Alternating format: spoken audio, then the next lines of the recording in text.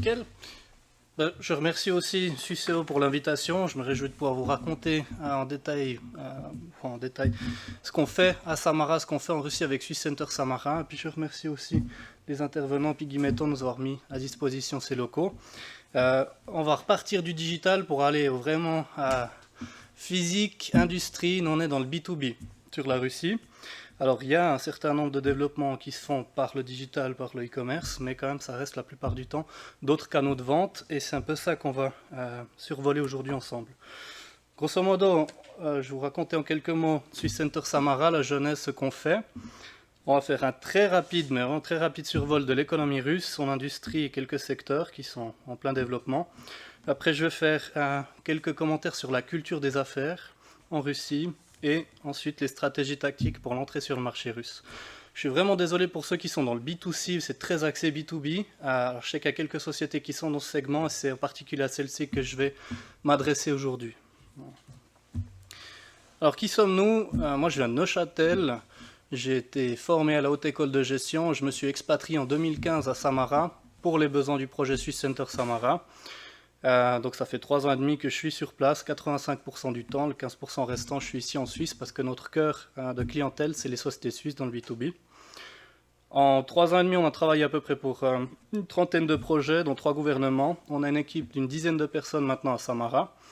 Et puis comme je disais, on est surtout sur la PME dans le B2B en plus. C'est des sociétés qui sont entre 10 et 250 personnes, des fois ça va à 500, on a servi un groupe de 2000 personnes. Mais quand même la plupart du temps notre cœur de cible c'est la PME. La Russie est un marché très intéressant, mais aussi pas toujours facile d'accès pour une PME qui ne peut pas se payer PwC, Ernst & Young, des rapports à n'en plus finir. Nous, on vient dans cette niche-là pour apporter des solutions pragmatiques et puis moins coûteuses pour l'entrée marché.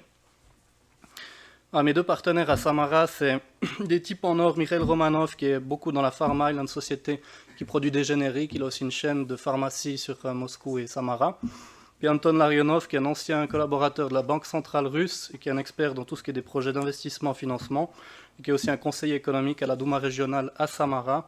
Donc ses oreilles et son nez dans la plupart des projets qui se font pour le développement économique. Nos compétences, principalement, le leitmotiv, c'est d'aider les PME à entrer sur le marché russe. Nos compétences se déclinent en 3 piliers qui accompagnent toujours les démarches pour entrer sur un nouveau marché. C'est des études de marché de la veille économique, de comprendre sa concurrence, ses clients, ses segments, ses canaux de distribution, mais aussi tous les aspects réglementaires et législatifs, notamment tout ce qui traite de la certification de produits, des douanes, des taxes d'importation et ainsi de suite. Ensuite, le deuxième pilier, c'est marketing et vente. Donc, dépendamment de la stratégie qui est déployée par la société suisse, on va venir avec un certain nombre de solutions sur le terrain, comme des vendeurs intégrés, la recherche de distributeurs, des projets de référence pour des startups qui doivent encore prouver leur technologie sur le marché, et ainsi de suite. Et puis après, aussi d'aller chercher des clients, et puis de développer les premières ventes pour le compte de nos clients. Et troisième pilier, pour les sociétés qui se projettent sur le long terme en Russie, c'est la création de filiales, d'entités juridiques pour pouvoir avoir une présence bien établie sur la Russie et servir ses clients de manière encore plus proche. Voilà. Les industries, comme je disais, vraiment pas B2C. Nous, on va aller chercher, se focaliser sur les industries les plus présentes dans la région de la Volga, on établit, et de la Russie occidentale. Donc, autant les producteurs de machines-outils vont aller toucher l'automobile, l'aérospatiale, l'aéronautique, mais aussi des fois tout ce qui est du médical, de l'agroalimentaire pour les producteurs d'outils de production, bien tout ce qui est du food processing. Donc, ces industries-là qui offrent du potentiel aux PME suisses qu'on va les cibler et développer. On nous pose souvent la question, mais pourquoi Samara? Qu'est-ce que vous êtes allé faire là-bas? Le premier choix en général pour la Russie, c'est Moscou. On voit rarement au-delà de Moscou. Nous, on fait ce pari-là dans la mesure où on voit que Moscou, c'est très développé. Vous prenez Zurich et Genève, à côté, ils n'ont pas de quoi pâlir de jalousie. Moscou, c'est incroyable le développement qui a été opéré ces dernières années. Par contre, si vous allez dans les régions de Russie au-delà de Moscou, là, il y a des grosses disparités. Et ce qu'on voit, c'est que depuis une quinzaine d'années, il y a une série de régions russes, une vingtaine, qui sont de plus en plus financées par le Kremlin, qui gagnent en autonomie et qui sont vraiment un relais de croissance pour le développement économique et industriel de la Russie. Et Samara fait partie de ces sociétés, et tout le bassin de la Volga que vous voyez à droite du slide, avec des villes comme Nijni Novgorod, comme Oufa, comme le Kazan, Tatarstan, sont des villes et des régions qui deviennent de plus en plus intéressantes pour des opérations de production, mais aussi pour aller chercher des clients industriels. Vous avez quelques noms qui sont présents dans la Volga et qui produisent depuis plusieurs années. Et puis voilà, quelques chiffres sur les secteurs et les caractéristiques du district fédéral de la Volga. La Russie s'est splittée en 6 districts, la Volga c'est le 2e district après le district fédéral de Moscou, enfin central. L'économie russe, j'ai un slide dessus, c'est vraiment de vous donner un aperçu pour ceux qui ne sont pas encore très familiers avec le pays et l'économie. On entend beaucoup de choses, souvent négatives dans les médias. Donc je vous recommande le livre de Guy Mettan qui débunk un petit peu tout ça. C'est très intéressant de voir qu'il y a souvent un parti pris quand on parle de la Russie. Alors je ne me suis pas focalisé sur les aspects négatifs, je crois que vous les avez largement entendus. Moi j'aimerais relever quelques aspects positifs. Le premier, c'est la dette nationale. Si on compare aux US, il n'y a rien à voir. Si on compare à la Chine, non plus. C'est un pays qui est relativement peu endetté depuis le début des années 2000. Et ça pose des fondements très intéressants pour des croissances à venir dans les 10-15 prochaines années. Il y a un fonds de réserve nationale important, le fonds souverain pour le bien-être de la population russe, qui remonte aussi après les turbulences 2014-2015. On voit que la balance commerciale est aussi excédentaire et en augmentation parce que la Russie se dote de plus en plus de capacités d'exportation et pousse cette thématique. L'inflation, qui était une plaie, c'était vraiment un fléau dans les années 2000 et suivantes, a été maîtrisée à la fin de l'année 2017, sont retombés à 4% et c'est plus ou moins stable maintenant, ce qui facilite aussi les prédictions, les forecasts sur le marché. Et en termes de budget, il y a 1,5% de déficit en 2017. On repasse à un budget positif pour 2018, notamment parce que les indicateurs qui ont été pris, les cours du pétrole pour le budget 2018 étaient largement inférieurs à ce que les cours allaient réellement donner. On voit que la devise qui a subi alors turbulence sur turbulence depuis 2014, maintenant est relativement stable depuis 2017. N'empêche qu'elle n'est jamais remontée, comme c'était le cas. En 2013, vous payez 35 roubles pour un franc, puis aujourd'hui vous en payez 65. Voilà, ça c'est une réalité. N'empêche que les exports depuis la Suisse ont repris depuis les années 2016-2017. Donc c'est de loin pas rédhibitoire pour l'industrie exportation suisse. Maintenant, si on regarde l'industrie russe, les tendances aussi, vous voyez que cette année on aura à peu près 3% de croissance sur l'index de production industrielle, ce qui est assez remarquable compte tenu des circonstances. Vous savez qu'avec l'introduction des sanctions en 2014, il y a énormément de biens qui entraient dans les processus de fabrication industrielle qui étaient qualifiés de dual use, donc usage aussi bien civil que militaire, et ces biens n'ont plus pu être exportés, ce qui a poussé la Russie à se réinventer aussi pour certaines industries, dans l'aérospatial, dans le militaire. Maintenant, indépendamment de ça, en 2019, on ne va pas être aussi bon que cette année, mais on sera quand même à 2% de croissance dans la production industrielle en Russie. Ce qu'on voit aussi, et ce qui est remarquable et qui vaut la peine de noter, c'est les efforts qui sont faits pour améliorer le climat des affaires en Russie. Pour ceux qui suivent les ratings du VEF, sauf erreur de la Banque mondiale, Ease of Doing Business in, la Russie, je crois que c'était dans les années 2010, c'était 135, quelque chose comme ça. Puis là, ils sont remontés, ils sont dans les top 40 ou top 35. Donc il y a un effort considérable qui a été fait de la part du Kremlin pour améliorer les conditions d'affaires, qui sont de loin pas idéales, il ne faut pas se leurrer, mais il y a quand même de gros progrès qui sont faits, et la Russie, dans ce sens-là, évolue très vite. Et pour tout ce qui est des FDI, Foreign Direct Investment, il y a aussi énormément de progrès qui sont faits pour des instruments qui permettent d'attirer les investisseurs étrangers. Donc c'est des zones économiques spéciales, c'est des parcs industriels où vous venez clé en main pour pouvoir produire ou faire de l'assemblage, mais aussi des technoparks comme celui que M. Mettan a évoqué et qu'ils ont visité à Novosibirsk, qui émergent un peu partout en Russie et qui viennent proposer des conditions extrêmement intéressantes pour les sociétés étrangères. Voilà, ce que j'ai mentionné aussi, voilà, l'apparition du REC, Российский экспортный центр, c'est un équivalent finalement du SGE ici en Suisse. Et c'est quelque chose qui est complètement nouveau pour beaucoup de PME russes qui n'avaient finalement qu'un marché domestique à servir et qui étaient peu tournés finalement vers l'étranger et qui de plus en plus reçoivent des formations, des conseils, des subsides aussi pour aller exporter. Et certains d'entre eux ont clairement des velléités sur le marché européen, ce qui est relativement nouveau. Voilà. Alors il y a beaucoup d'imperfections encore dans les services du REC, mais pour dire qu'ils sont arrivés en 2016 sur différentes villes et surtout à Moscou pour servir les PME, il y a aussi de belles perspectives de croissance pour les PME russes à l'international qui vont de plus en plus exporter. C'est déjà quoi en fait? Российский экспортный центр, donc le centre d'export russe. Voilà. Je vais passer sur 4 secteurs industriels qui nous intéressent particulièrement et qui intéressent aussi beaucoup de PME industrielles ici en Suisse, parce que c'est des secteurs qui desservent. Si on prend l'aérospatiale et l'aviation, là aussi, je dis, des challenges assez conséquents au niveau de la politique du dual use pour trouver d'autres fournisseurs. Et malgré ces difficultés, on peut voir qu'il y a une résilience assez remarquable de ce secteur, Airspace Aviation. Et c'est surtout des marchés très intéressants. En 2018, vous avez quelques chiffres, 910 millions pour de l'équipement d'usinage, donc la machine-outil. Et ça, beaucoup de sociétés l'ont compris, ils sont déjà sur le marché russe. Il y en a d'autres qui pourraient tirer avantage aussi de ce marché toujours plus juteux, avec aussi des nouveaux projets d'avions de ligne. Il y a beaucoup de subsides d'État. Et dans cette même logique d'exportation, là, maintenant, l'aéronautique russe va chercher des marchés comme l'Afrique, comme l'Asie, qui vont toujours croître. Ils sont aussi très actifs maintenant avec un projet qui est concurrent de OneWeb. C'est le projet Sphera, avec 640 satellites, dont plusieurs sont construits en partie à Samara. Et puis on voit aussi à Samara, je n'ai pas précisé, mais c'est le cluster national de l'aérospatiale. C'est là qu'ils créent, qu'ils produisent, qu'ils testent les fusées Soyouz avec les réacteurs de fusée également. Et là, ils vont lancer une nouvelle ligne de production. Le président était là en mars, sauf erreur 2018, Soyouz 4, Soyouz 5. Aussi, il y a des investissements qui arrivent et qui sont intéressants. On parle même de privatiser en partie ce secteur. En partie seulement. Pour ce qui est de l'automobile, dégringolade. Les 4 dernières années avant 2017, Avtovaz, c'était brutal. Il y a eu des dizaines de milliers d'emplois qui ont été sabrés. On voit en 2017, la croissance revient. Et c'est la première année que la marge opérationnelle d'Avtovaz en 2017 était positive. Alors, pas fait de bénéfices, mais la marge opérationnelle était positive. Et cette année, ils ont annoncé des projets, c'était en février, sauf erreur, d'engager 200 ingénieurs pour lancer de nouvelles catégories de produits. Et Avtovaz, ce qu'on voit qui est intéressant, c'est qu'ils sont en train de monter en gamme au niveau des segments de prix. Donc, de plus en plus de... Alors, Avtovaz, Renault, voilà, mais Avtovaz, c'est ce qui parle le plus aux gens. C'est Renault-Nissan, effectivement, qui a un paquet conjoint avec Crosstech, qui détient Renault-Nissan Avtovaz.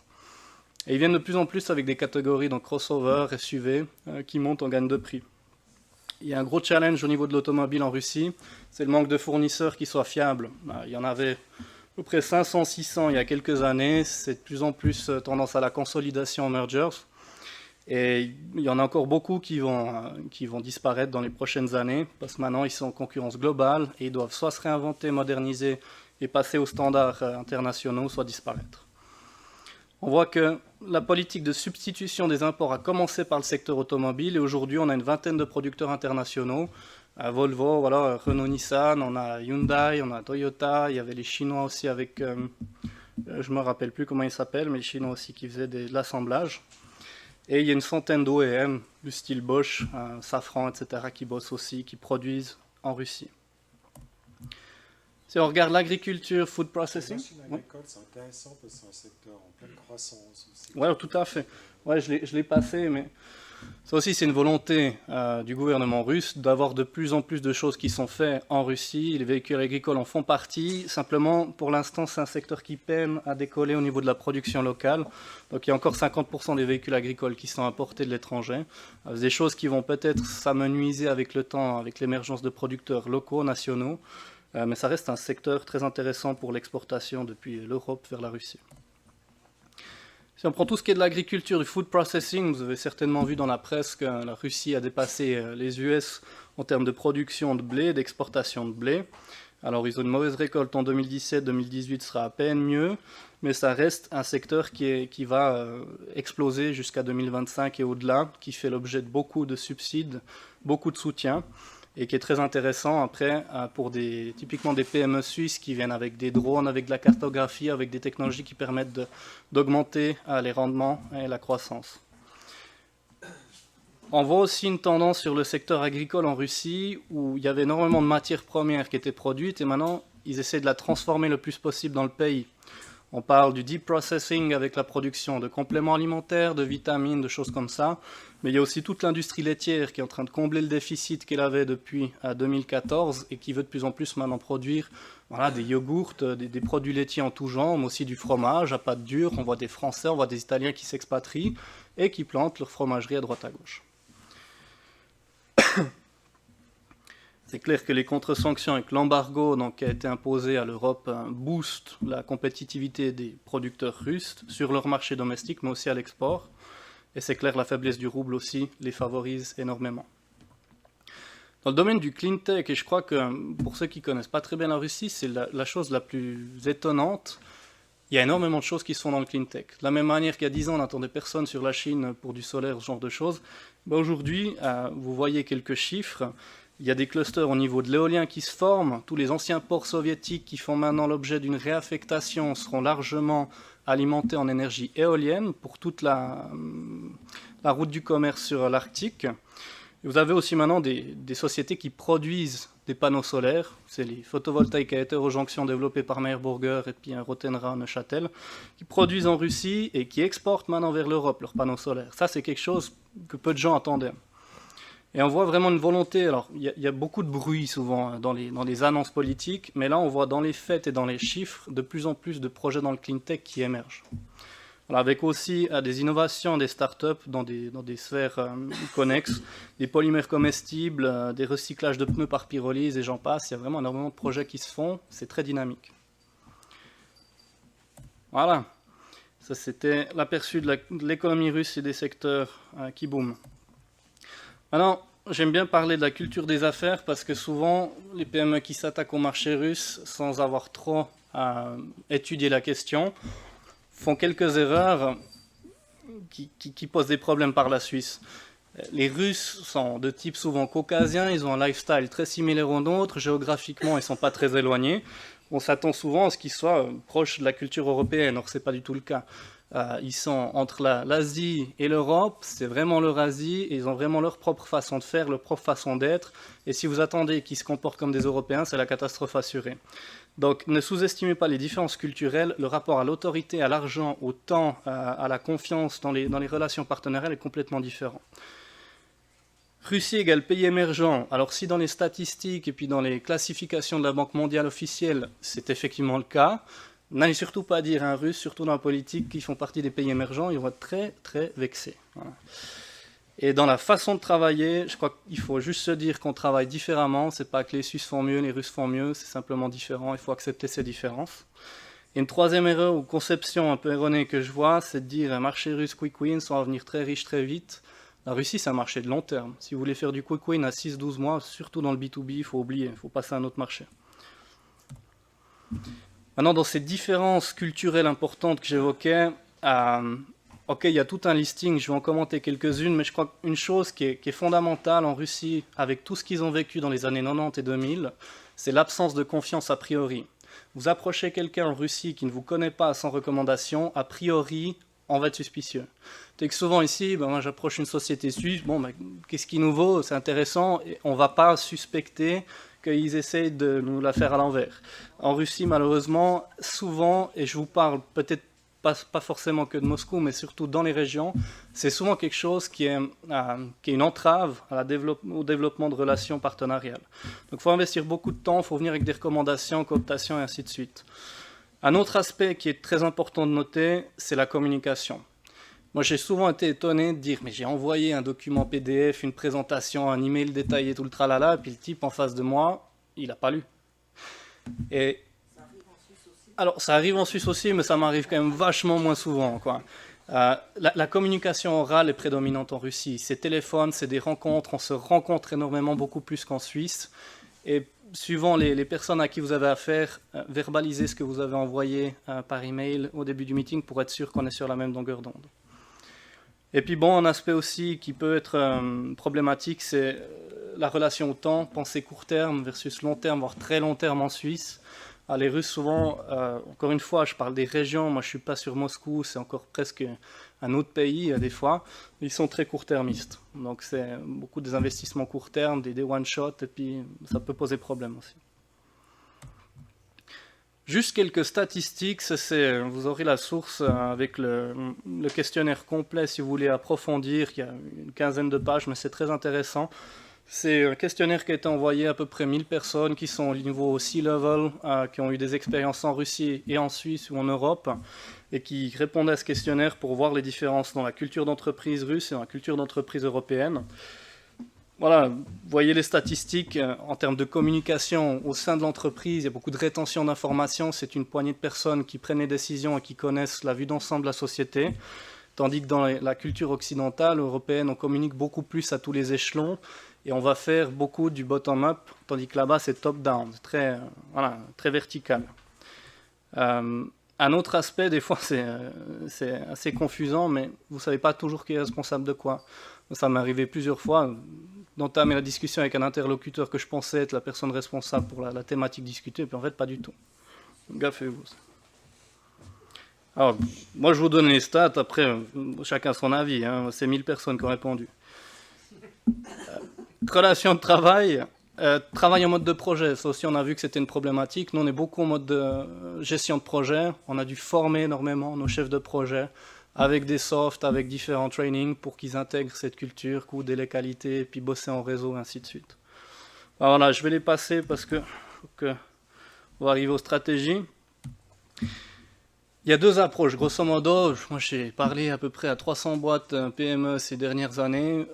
Soit on a une approche proactive parce qu'on veut vraiment s'intéresser au marché russe, on a une approche plutôt passive en disant voilà, on sait que c'est une grosse black box là sur notre map, c'est un gros morceau. C'est pas prioritaire, on pense bien qu'il y a du potentiel, mais enfin, on ne va pas investir pour l'instant. Alors, dans ces cas de figure, bon, il y a 4 questions à se poser avant de définitivement mettre Russie pas prioritaire. Mais disons, si vous pensez que la Russie n'est pas prioritaire, il y a 2-3 suggestions pour quand même, de manière relativement passive, générer peut-être des leads ou des demandes. Faites traduire votre site internet, puis référencez-le sur Yandex. Vous allez non seulement vous ouvrir le marché russe, les locuteurs russes, mais c'est 280 millions de locuteurs, les russophones. Donc vous allez peut-être avoir des demandes de distributeurs ou de clients sur l'Ukraine, sur les anciennes républiques d'Union soviétique. C'est un investissement qui va vous durer de toute façon 5 ans, donc c'est quelque chose qui est intéressant à faire, et surtout avec les outils qui existent aujourd'hui pour la promotion. Alors, si vous prenez par contre un site en langue russe, ce qu'on vous recommande, c'est aussi de prendre un numéro local, parce que vous allez avoir des demandes, ce sera une partie des demandes farfelues, d'autres très sérieuses, il faudra filtrer. Et puis ouais, pour ceux qui pensent que le marché russe n'est pas prioritaire, je crois que l'intervention de M. Lecky, c'était très intéressant, c'est pour se rendre compte du potentiel des fois qu'on sous-estime sur la Russie, et notamment dans l'e-commerce, mais c'est surtout suivre les évolutions de près. Si on regarde la structure de l'économie et de l'industrie russe avant 2014, après 2014, ça n'a rien à voir et ça change très très vite. Maintenant, si vous êtes dans une démarche proactive, que vous pensez que la Russie est un marché prioritaire, grosso modo, vous avez 6 approches, avec quelques variations pour l'une ou pour l'autre. Vous pouvez passer par un distributeur, il fait ce qu'il veut, c'est la black box, mais au moins vous avez un point d'entrée, et puis après, il se débrouille. Vous pouvez passer par des agents commerciaux qui vont vous ouvrir les portes vers vos clients. Vous pouvez passer par un bureau de vente, c'est la filiale, c'est déjà un mode où vous êtes convaincu du potentiel et vous allez avoir un tremplin pour les CAS. Pour avoir un vendeur intégré qui est une bonne approche à mi-chemin entre l'agent commercial et le bureau de vente, vous faites un test sur 6 mois, puis après vous l'intégrez dans une filiale, mais vous continuez comme ça. Le e-commerce, bien entendu, quoique le B2B, ça dépend au cas par cas de l'application du potentiel, ou alors quelque chose qui est très trendy dans les journaux, c'est la localisation, avec tout ce que ça implique en termes de production, de supply chain, mais aussi d'investissement. Je ne vais peut-être pas vous les faire tous dans le détail. Moi, je dirais distributeur. Voilà, je vous laisse prendre connaissance des avantages et inconvénients. Mais surtout, je dirais, si vous passez par un distributeur, il y a 2-3 choses que je recommande. Notamment, faites un screening systématique. On rencontre un certain nombre de personnes dans les expositions et les foires. Oui, certes, mais ils sont de loin pas tous là. Et puis, si vous n'allez pas chercher des informations des fois en langue russe, certains vous les loupez, alors qu'ils sont très proéminents sur le marché et qui pourraient faire de très bons distributeurs pour vous. Quand vous avez sélectionné un certain nombre de distributeurs, regardez bien la couverture géographique. Beaucoup sont très forts à Moscou et ne sont pas du tout bons dans les régions. Et si vous lui accordez l'exclusivité, ça veut dire que vous vous enlevez la possibilité d'avoir quelqu'un, par exemple sur Yekaterinbourg, Novosibirsk, qui aurait peut-être fait plus de volume que par le distributeur fédéral que vous avez choisi. Puis surtout le portfolio actuel. Je vois souvent des sociétés qui vont cibler un distributeur qui a des produits concurrents dans le portfolio. Le distributeur, il va réfléchir comme n'importe quel entrepreneur, il va placer le produit qui a la plus haute marge pour lui. Et ça peut mener à des conflits d'intérêts. Et si en plus vous lui avez donné l'exclusivité avec un contrat béton, et puis que vous voulez sortir, et puis que vous avez fait cette boulette de le prendre en premier lieu, vous êtes bloqué pendant un certain temps sur le marché. Due diligence, il y a plein de bases de données, et maintenant avec la loi sur la transparence en Russie, vous avez accès à tous les états financiers pour autant que vous parlez russe. Faites votre due diligence, il y a aussi des ratings en termes de réputation, mais ça vaut la peine de checker votre top 3, top 5 avant d'aller les prospecter, les démarcher activement. Et ce que j'ai exclusivité, regardez l'étendue du réseau avant de la donner. L'agent commercial, ce n'est pas quelque chose que je recommande en particulier, et puis ça se prête vraiment à certains secteurs, donc je propose de passer à la suite. Vendeur intégré, ça c'est quelque chose qui est intéressant parce que, au contraire du distributeur, qui ne va pas vous donner les marges, les clients finaux, les prix sur le marché, la concurrence, les canaux de distribution, pour vous c'est une black box avec un point d'entrée. Le vendeur, vous allez voir tout ça avec lui, et vous allez récupérer les marges, et puis vous allez aussi pouvoir vous adapter, selon les cas de figure, à l'utilisateur russe qui n'a pas forcément les mêmes besoins en termes de fonctionnalité, de sophistication, de cadence, selon les équipements que vous proposez, et qui vous permettent d'ajuster pour un marché qui après dépasse largement la Russie, mais qui touche tous les CIS. Donc en termes de feedback marché, c'est très intéressant. Puis pour vous dire, un vendeur, on va dire, qui a une dizaine d'expériences, qui parle un petit peu anglais, et puis qui a son réseau, ça vous coûte entre 1500 à 2000 francs, toutes charges comprises. Vous avez déjà un vendeur qui est full-time dédié à développer votre business. Et en plus de ça, vous pouvez l'utiliser pour développer le réseau de revendeurs, qui va de toute façon avoir des implications sur le temps de gestion de votre marché. Donc c'est une démarche qui est intéressante, qu'on recommande. Bureau de vente, ça typiquement je vais vous donner un cas réel. Peut-être que certains d'entre vous connaissent Blazer Swiss Lube, c'est du lubrifiant pour tout ce qui est de la machine-outil, de l'industrie métallique. Eux, ils avaient un distributeur sur Moscou, et puis ils se sont rendus compte typiquement que ce distributeur était prêt à faire de la vente standard, j'achète, je vends, mais pas apporter de service aux clients. Or, eux sont dans cette démarche de dire on va apporter de la valeur ajoutée, pas juste un produit fini aux clients, toute une notion de service à développer, et ça, le distributeur n'était pas tout à fait motivé pour le faire, d'autant que c'était un service qui était gratuit, simplement pour fidéliser les clients. Et ils ont décidé d'envisager la filiale pour cette première raison. Et la deuxième raison, c'est que typiquement le distributeur était sur Moscou, il y a des revendeurs sur Yekaterinbourg, en Sibérie, ainsi de suite. Mais ils ont vu en faisant cette étude de marché que le cœur de cible, la grosse partie de leurs clients n'était pas sur Moscou, mais sur Yekaterinbourg. Alors ils ont mis en place une filiale, formé une équipe, et maintenant ils sont en train de développer leur vente de manière considérable, beaucoup plus que s'ils étaient restés dans la configuration du distributeur.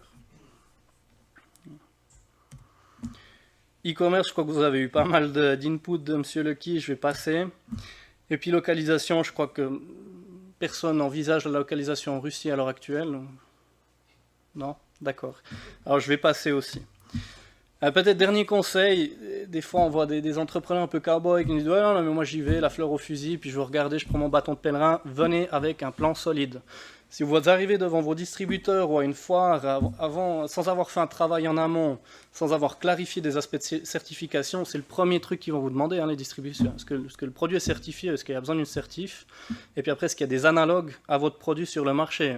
Est-ce que je vais me lancer avec vous et puis finalement me ramasser parce que le concurrent là depuis 15 ans? Et un autre aspect, c'est de ne pas y aller seul, que ce soit pour la langue, que ce soit pour le transport, même avec Yandex Taxi qui est fantastique, que j'utilise tous les jours en Russie. Il y a toute une série de contraintes qui vont être lourdes, en plus de ce que vous devez focaliser sur le business quand vous allez sur place. Faites-vous accompagner, prenez des partenaires locaux qui vous font la langue, qui vous font les démarches, qui vous accompagnent dans l'immersion de la culture. Ça vous fait gagner du temps, vraiment. Pour finir sur Swiss Center Samara, on a quelques exemples de réalisation. On a fait des campagnes de promotion en amont et durant une foire industrielle à Moscou pour ramasser le maximum de leads, publication dans la presse spécialisée. On a fait des fois du profiling pour certains clients pour comprendre les bénéficiaires finaux qui étaient en fin de compte liés aux sanctions US et Europe contre la Russie. On a recruté et géré un vendeur spécialisé pour les équipements industriels. On fait tout un tas de choses, mais vraiment toujours focalisé B2B, PME, et applications industrielles.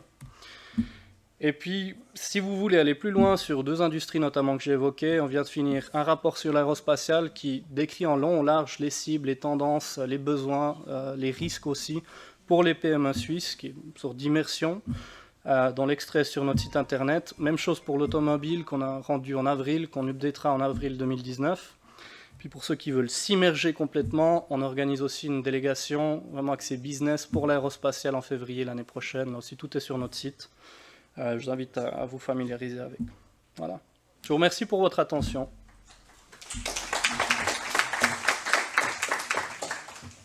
Ben, merci beaucoup pour ces deux présentations. Merci Nicolas, merci Bernard. Tout très intéressant et très complémentaire aussi, puisqu'on a d'un côté l'économie un peu réelle avec les PME